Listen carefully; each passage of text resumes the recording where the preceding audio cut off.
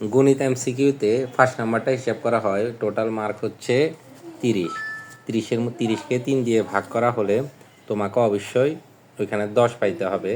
আর সিকিউতে লেখাতে হচ্ছে 70। 70-এর মধ্যে 70কে যখন তুমি 3 দিয়ে ভাগ করবা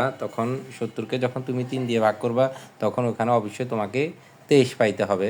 এখন কোনো স্টুডেন্ট যদি গণিতে এমসিকিউতে 7 পায় তাহলে সে ফেল, পাস করবে না। যদি 8ও পায় সে পাস করার সম্ভাবনা একেবারে নাই। যদি 9 পায় তাহলে পাস করার সম্ভাবনা কিছুটা আছে, কেননা 9 পাওয়ার ফলে সে যদি সিকিউতে 22 বা সিকিউতে 23 পাওয়ার পর যখন 9 পাইছে তখন এটা যোগ করবে। 9 আর 3 হচ্ছে 12, 2 হাতে রয়েছে 1, সে 1 আর 3 যোগ হলে 32। এখন 32 পাওয়ার ফলে কোনো টিচার যদি চায় তাকে 1 নাম্বার বাড়তি যোগ করে দিয়ে পাস করিয়ে দিতে পারে। সো যাদের এমসিকিউ 9টা হয়েছে তারা আশা রাখতে পারো তোমরা পাস করবা, আর যাদের 7টা 8টা হয়েছে তারা 100% ফেল।